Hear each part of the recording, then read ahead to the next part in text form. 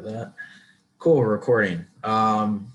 So once again, thanks Kevin for coming out. For those of you that don't know, and Kevin can introduce himself as well. Kevin is an editor and producer who's worked for Discovery, A&E, National Geographic, and he's here to talk to us about his experience. If any of you guys have any questions, just put them in the chat and we can go over them after his presentation's over. Always, Kevin, the floor is yours. Thank you. All right, yeah, so like Michael said, I've been a freelance TV producer in DC for about 15 years.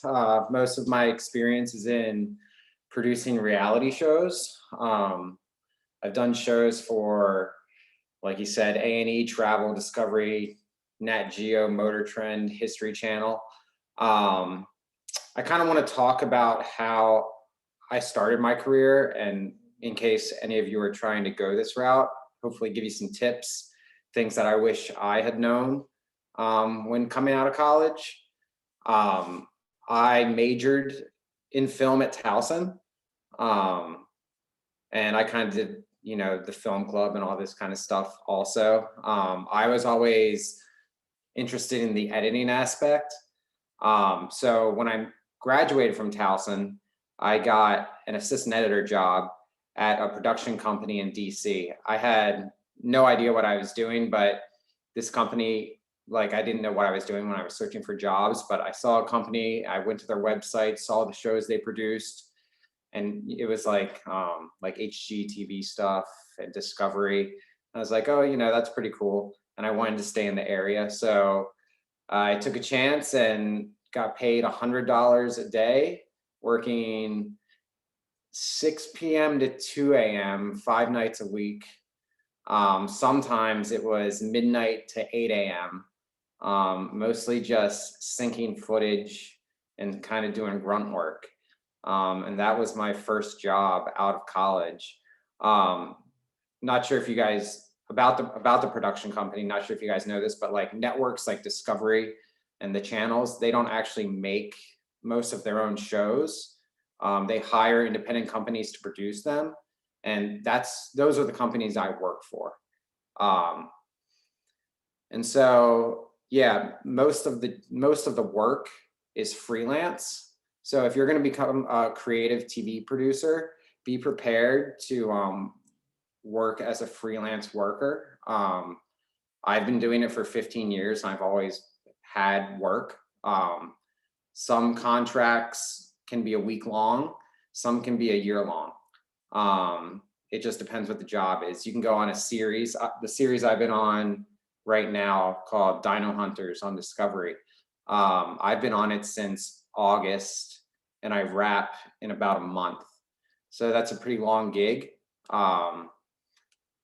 And yeah, or you could just do a lot of people just do shorter jobs, like a week here, a week there, and bounce all around. So there's a couple different ways to do it. It can be a little stressful looking for gigs here and there, but the TV industry in DC especially is very small. So you want to make sure to become friends with everybody. All your coworkers, even from the get-go, you're not going to realize it, but once you start getting into the business, all these people that you met from the beginning are going to be the people helping you find jobs. And you're going to be working with these people for your whole life, and you don't even realize it, especially if you're doing TV in DC. Yeah, so all the people are always, looking for jobs, and they're going to help find you jobs. I don't want to make it sound too stressful, but yeah, you're definitely job hunting here and there, and it's hard to explain to your parents. It's hard to tell them you're a contractor and bouncing around. I used to just tell my parents I work for Discovery Channel, and they just left me alone. So yeah. And next, when you start on the job, no offense to University of Maryland or your film club, but you're going to learn more on your first job than you did the entire time in school. Mostly about TV workflow. I know when I started, I thought as an AE, I thought I knew everything. I thought I was ready to be an editor, but I didn't know anything. In school, film school at Towson, I didn't really learn kind of the grunt work. Like, you know, a reality show will have 7 cameras going at once. And in school, I didn't learn like how to sync footage. I didn't learn about all the different file formats. 15 years ago, when I was starting out as an AE, we were still using tapes and DVDs, and like how to hook up all the different kinds of decks, the Betamaxes, the, you know, all this stuff that's totally irrelevant now. So yeah, once you get into one of these production companies, you're going to learn a lot really fast. And yeah, it's school like gives you a great baseline for the knowledge that you need, like editing software and stuff like that, how to work cameras. But a lot of the actual TV workflow you're going to learn on the job and not in school. And if you are going the path that I did, like if you want to be an editor, you want to learn Avid, Premiere, and After Effects. All the companies either use Avid or Premiere. It just depends on the production company. Most production companies don't rely on their editors for motion graphics and things like that, but you'll definitely want to know After Effects, because some companies might surprise you and want you to make little motion things, and you just got to be kind of ready for it. After Effects is definitely not my cup of tea. I didn't take that class at Towson, so I never really learned it, but you know, I get by and can kind of do the bare minimum to get by. Luckily, I don't really edit as much anymore, so I don't have to mess with that kind of stuff. And as an AE, if you're an assistant editor, there's going to be a lot of downtime between your work. Like you'll finish, say, 10 days of shooting come in for a show, and it all needs to be synced up. You'll probably get it done in a day and have 3 days until the next batch of footage comes in. This is when you want to be vocal and try to help the editors and producers as much as possible to help edit their stuff. Editors and producers definitely realize and notice the people who are trying to work hard and get ahead. Making the jump from assistant editor to editor is one of the hardest things. Not many people end up making it. But if you're planning to become a series editor, you definitely want to make sure the producer and editor you're working for know you're working hard and know you want it. And if you do, they'll give you work and they'll let you try stuff. Something really important when you're trying to make the jump from assistant editor to editor, and this is something I didn't really realize, which is kind of dumb. When say they give you a scene and they're like, here, cut this scene for us. The producer and editor, they're not looking for flashy editing. They're not looking for like, you know, speed ramps and all this kind of stuff and flashy stuff. They want to be able to see that you understand story.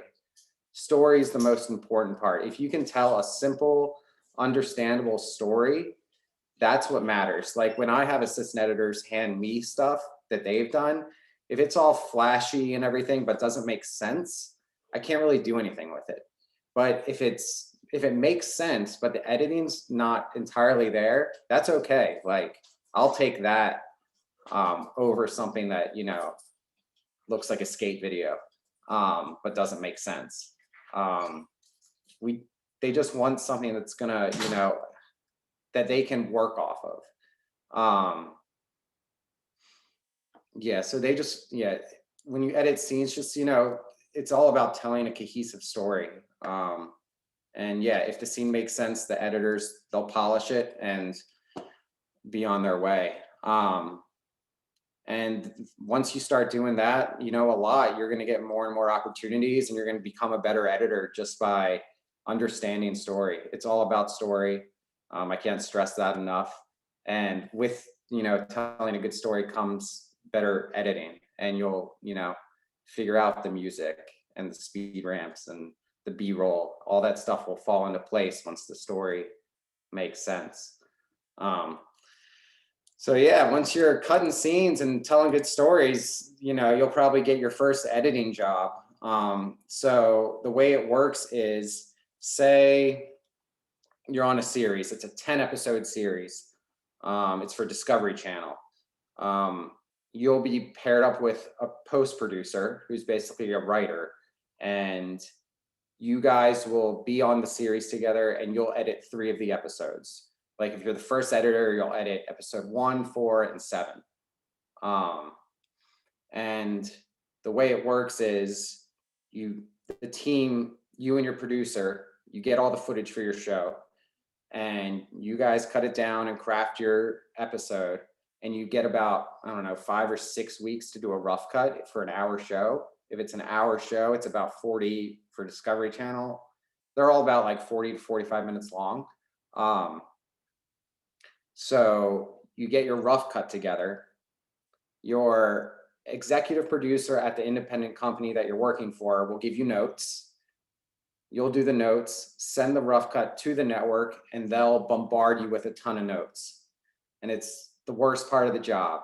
The notes are often annoying, hard, but they usually make the show better, even though you don't realize it. The key is to not get too attached to what you've done.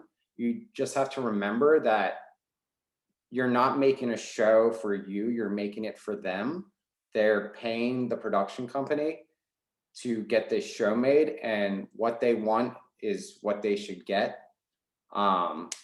So at rough cut, they're going to tear up whatever you did, and you can't take it personally. You know, it's all just, it's all, a lot of it's personal preference. Like they might not like this music cue, but you might love it. They might not like the way you're telling this story.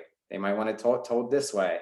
And it just is what it is. It's a back and forth. It is a collaboration. You can, you know, you can work with them to find the best way. So you'll get those rough cut notes. You'll have a week to address all of those. Then you'll send a fine cut, same process, a week to do the fine cut notes, then your picture lock, and then hopefully the show is done. And that whole process takes about 2.5 months. And yeah, it's a lot of notes. And yeah, I mean, the notes, a lot of them won't seem doable, but they all are. That's the crazy thing about editing, is you can pretty much make anything happen. The last thing a network or your boss or your producer is going to want to hear is, oh, we don't have that line. It's like, no, you can make characters kind of say whatever you want.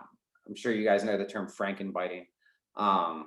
But like the show I'm working on now, you know, I'll have a sentence, it'll be a 10-word sentence, and there's 6 different cuts in there from audio from 6 different days that we have pieced together to make the characters say what we want. We basically have all of their interviews transcribed, and all of it is in one master document.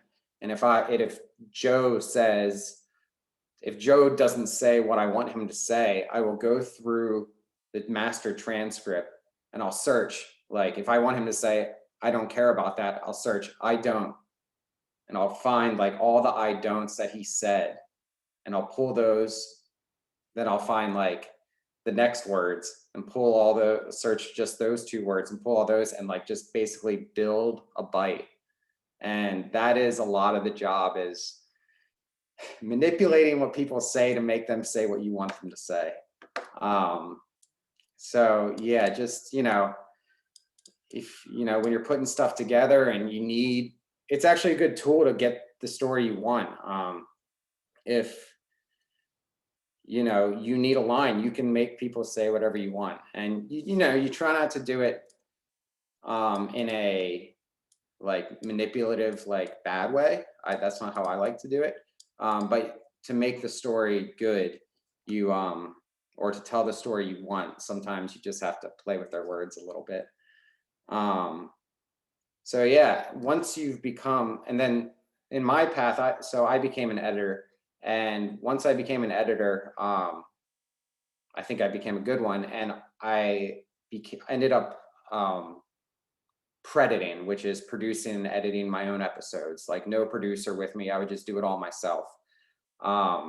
And then after that, my next jump was I became a supervising producer in post, which I started managing the producer editor teams and overseeing the whole post side of the series and coordinating with the field teams to kind of, get them to shoot what we need them to shoot and stuff like that. Like a lot of times they'll shoot a story in the field and I'll be missing a connective scene. Like I need a scene of Ray and Bob talking about this, and it's called a pickup scene, and they'll go and shoot that for me. And it's all, kind of staged, like most reality TV is, if you didn't know, but I'm sure you did. And they'll shoot that scene for us, and then we can, put that into the show. Or, sometimes, if all the frankenbiting is starting to sound terrible, which it can, they can get you pick up bites. So if I need, if we're tired of frankenbiting in the fields out there and they can get a bite for us, we'll send them a list of bites to plug into the shows. And those are called pickups.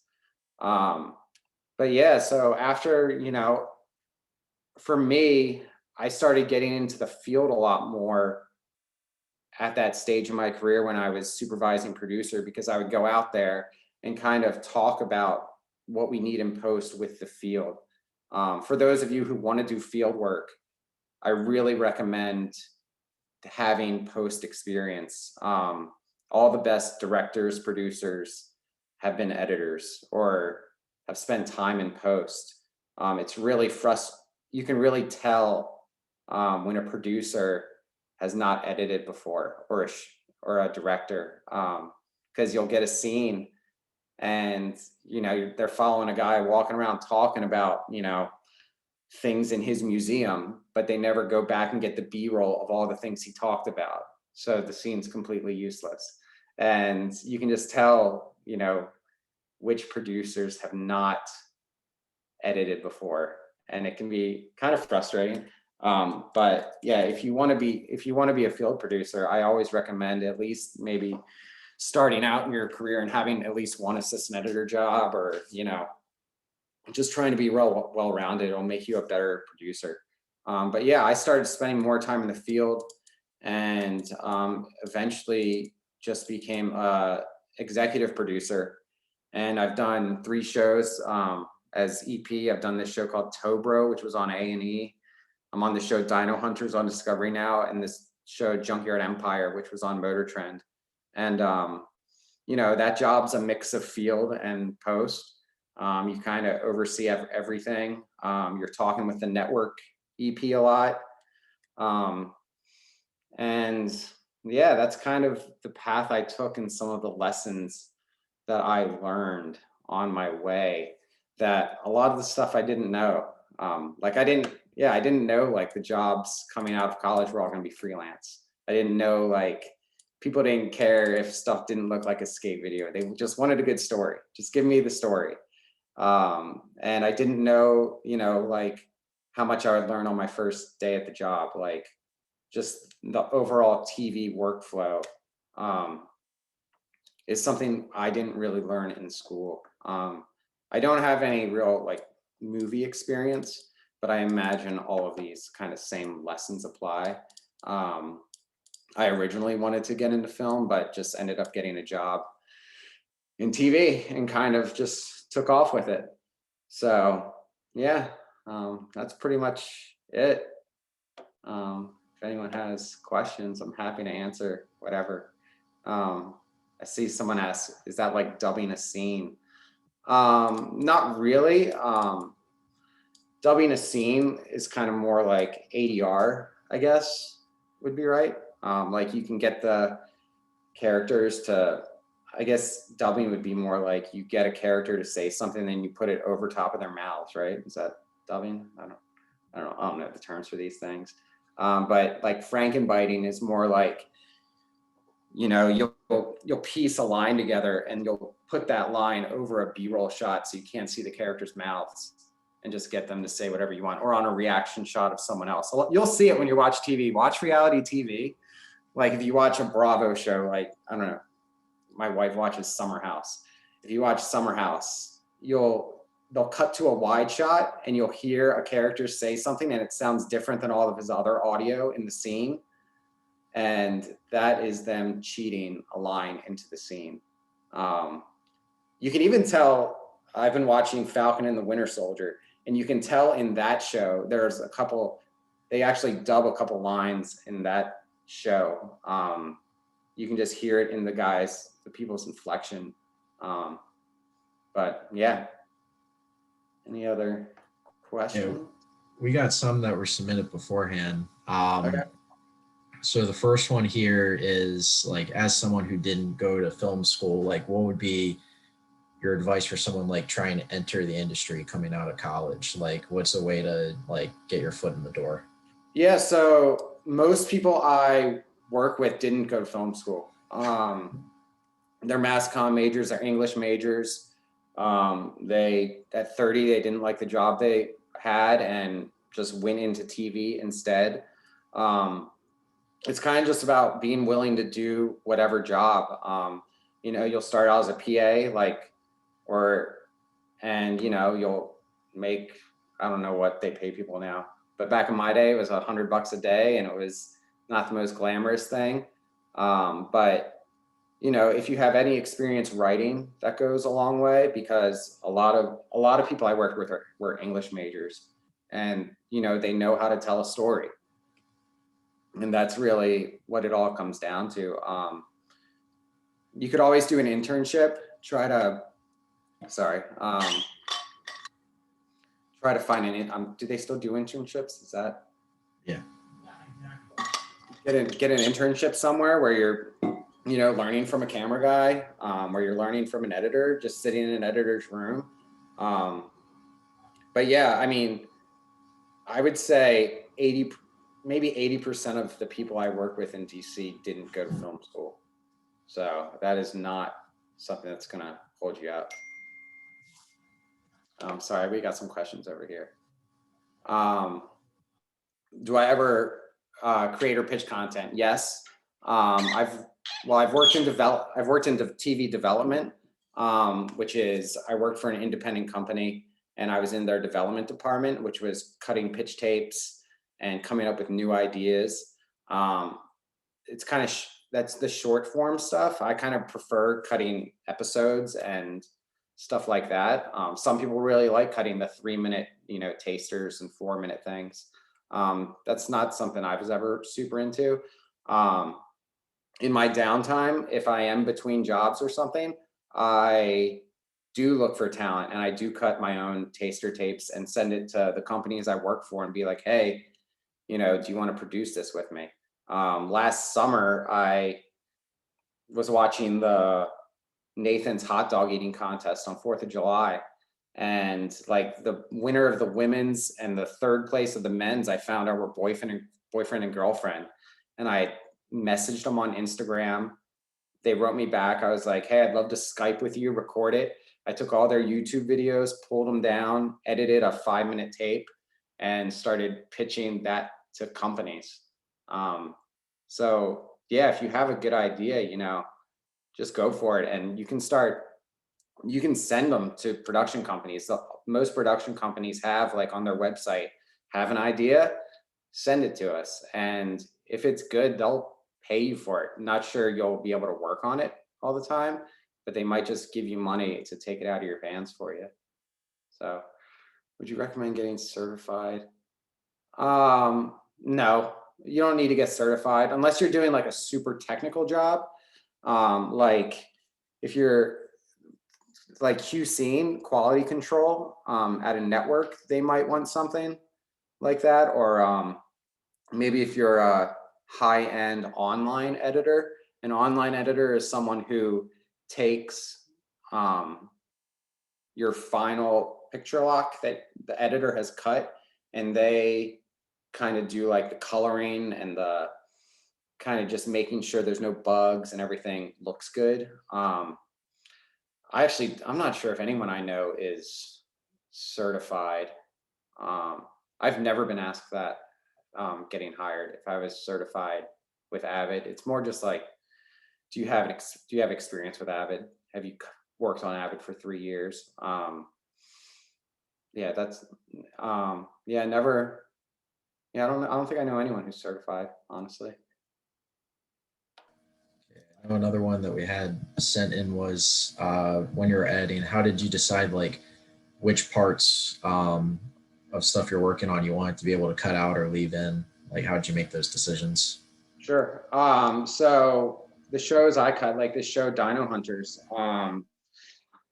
gosh, we must have shot for 4 months to make 8 episodes. And there is just, it's these guys digging up dinosaur bones. And digging one bone can take a couple hours, but we need to make it into, 2 minutes. And you can't show every bone they dig up. You just have to craft your story to focus on the important ones, and not just the important ones, but the ones that you can kind of connect to tell the best story. I guess it's kind of like that for, all reality TV. They find, well, a lot of times it's actually produced in the field in a way, so you know what to use. A lot of reality TV isn't, real at all, and they shoot the scenes in a way, kind of like a movie almost, to, so the editor knows what the story is. But yeah, each episode I'm editing probably deals with 100 hours of footage, and we're just whittling it down. And you'll cut a lot of stuff that you don't use. You'll put your rough cut together that needs to be 40 minutes, and it'll be an hour and a half. And then you just have to, we call it cut your babies. Like, there might be 2 scenes that you loved and they're gone. It's kind of sad sometimes, but you just gotta get it down. And yeah, you use the scenes that tell the best story pretty much. So yeah. What is the best project you've worked on so far?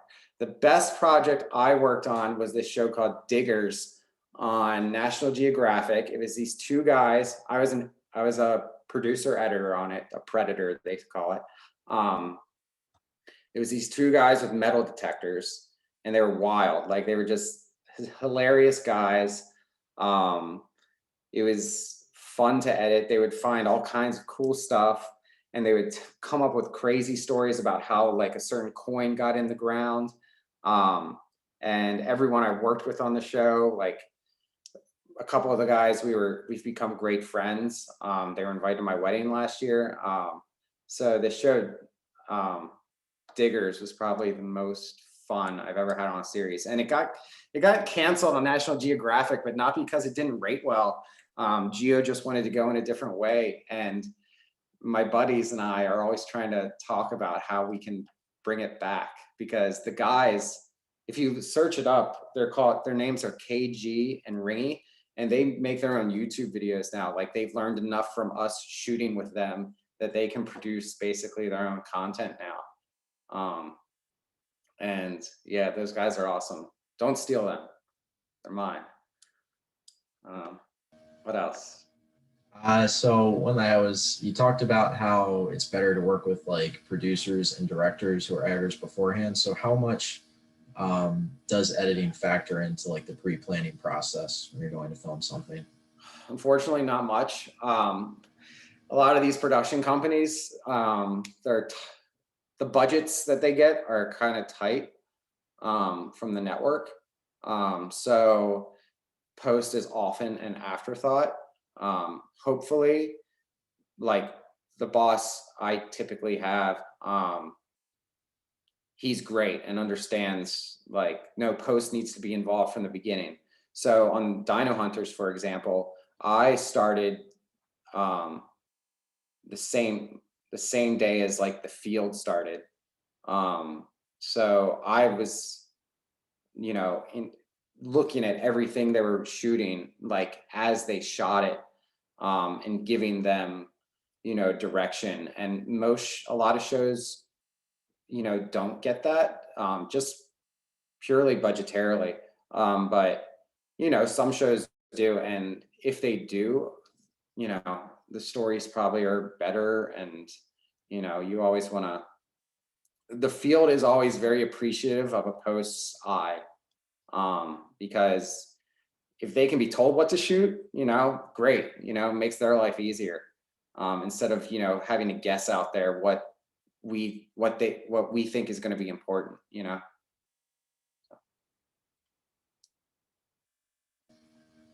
Well, does anyone have any other questions? If not, we can wrap this up. All right. Well, I hope that was. Wait. Sorry, can I ask a quick question? I just came in kind of late. Yeah.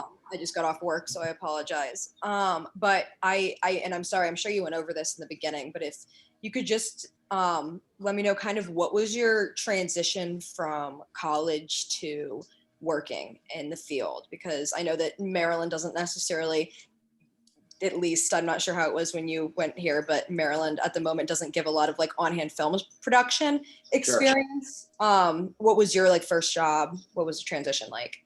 So yeah, I went to Towson and I majored in film. And yeah, and I kind of did go over this earlier, but like Towson again doesn't teach you the TV workflow. Like you learn so much your first day, your first month on the job, more than you did in the 4 years in school, at least like, practically. School gives you a good foundation. Like I knew Avid, I knew Premiere out of school. I knew, how to operate cameras and stuff. But basically I graduated, found an AE job, assistant editor job somehow at a production company in DC. I applied for it. And like I said earlier, I was working, 6 p.m. to 2 a.m., making $100 a day, and just kind of doing grunt work, and, worked hard, showed people they don't expect you to know everything right away. They can mold you, and they just want to know that you get it. Like, if you apply for a job out of school, they're going to know you don't know everything. But they won't pay you much, and they'll teach you everything. And, you'll pick it up pretty fast, and, you'll be good to go. But yeah, out of school, they know what the companies know what to expect. So they expect to, have to train you a little bit, and that's not a big deal to them. So, yeah. Thank you. Well, I got another question over here. Please sit back. Yeah, you're right. Looking at all the footage, it kind of does wear on you a little bit. So I'll get, the field will send field notes, and they'll kind of highlight the important stuff. So say I have 100 hours of footage for an episode. I necessarily won't look at all of it. I'll look at the field notes, and for example, on say Diggers, the metal detecting show, they'll be like, the field notes will come back, and the producer will say, KG found an awesome coin at this time code on this date. And I'll just go right to that footage, and I'm like, this is a scene. And I kind of, you can build your scenes kind of without, you can almost build a lot of your story without even looking at any footage, just based off the notes that the field has sent, if the field's good, the notes they've sent you, because they're also not shooting blindly. Like they're trying to give you stuff to tell a simple story too. So it's not all just like, we're just shooting all day with no direction. They're producing out there, and, shooting purposeful scenes for you to use. So yeah. What is one mistake you don't want to make while you're working as a PA? editor or producer. So your boss never wants to hear that something can't get done, because it can, especially in editing. You know, for an editor, sometimes they're going to say, we need this scene to do this. And you're gonna be like, well, we don't have that. You do, you just have to create it. It's a little frustrating, but you can, you know, kind of do anything. As a PA, I never actually worked as a PA, but I would just say work your ass off. That's what they expect. You know, just don't complain about the dumb stuff they're getting you to do. It's not, a PA job isn't like it is in the movies where you're like carrying 6 cups of coffee and trying to, you know, not fumble them. There's more integrity in it than that. But yeah, you know, it's all just about working hard. Editors and producers and, you know, people in my position, we can tell when people aren't really trying and they're just skating by. You know, it's not hard to tell. So, but as long as you're, you know, people see that you're making an effort and trying and that you get it, that's the most important thing. If you're an assistant editor or a production assistant, your job is to make the editor and producer's lives easier, basically. That's all they want. They don't want it more complicated. I've had people who do that, like, or they honestly, like, if something's wrong, they don't want a 3-page email of, you know, why it went wrong, because they're not going to read it. Like, they just want, you know, oh, sorry about that, you know, it won't happen again. That's it. Like, just make their lives easier, and that's kind of all there is to it. You mentioned working midnight 6 a.m. Why were overnight hours required of you? So yeah, I worked overnight, and this was because there was a process.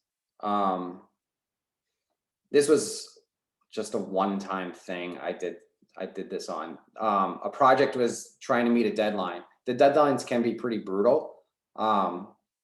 Like when you're meeting a deadline, you're not always working 8 hours a day.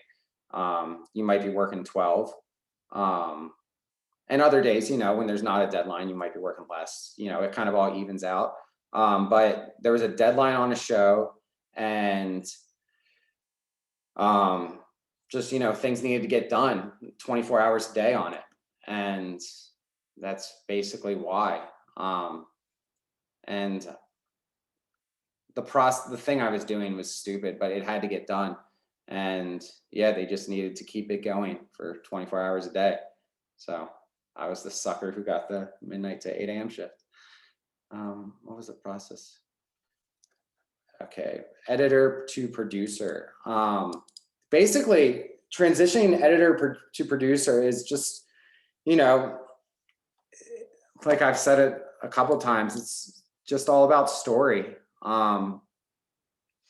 Once you're an editor that doesn't need like a post producer to tell you how the story should go, you know, you'll just do it yourself. And, you know, I've worked on, when I started becoming a post producer, like moving from editing to post producing, basically I was working with a post producer as an editor, and they had the easiest job in the world because they didn't have to do anything, because I just did it all. And, you know, word got around. So yeah, it's kind of just understanding story.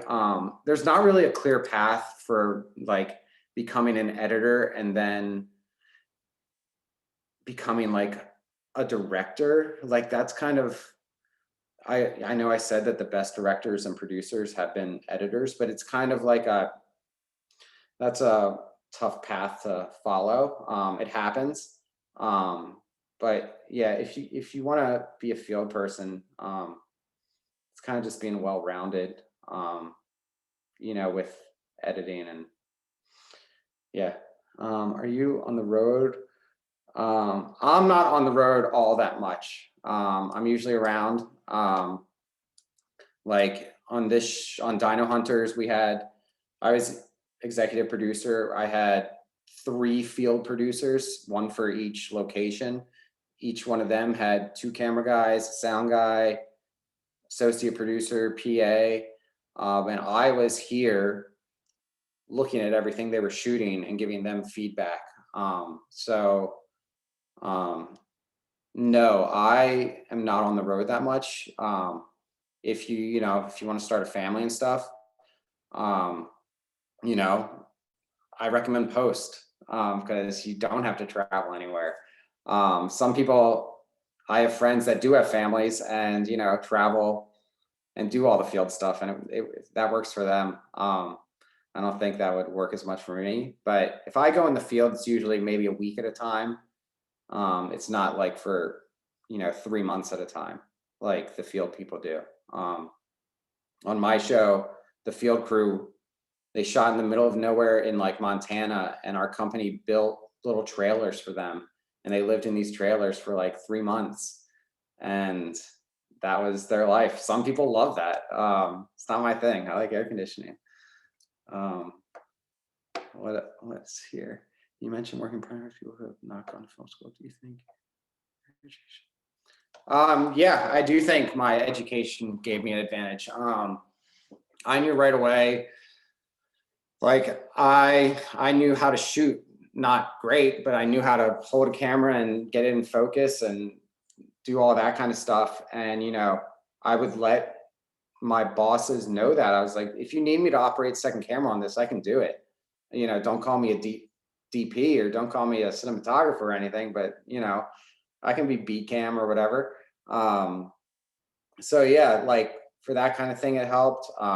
Just, knowing Avid, knowing Premiere. If you're in school, definitely learn After Effects, because that's one thing I really regret not learning in school. I would have been so much better at it. But yeah, I think you have an advantage when you start, but everyone kind of catches up. I know an editor, he's a great editor. He didn't go to film school, and he's kind of in the same job I am, but he could never hold a camera. He could never really go into the field at all. He just doesn't have that experience. And yeah, like having gone to school, like I guess, I got comfortable enough with the camera to be confident enough to be able to, shoot stuff in focus. So yeah.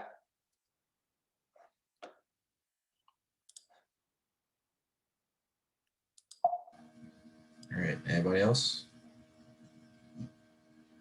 If not, let me stop the recording. Find where that is.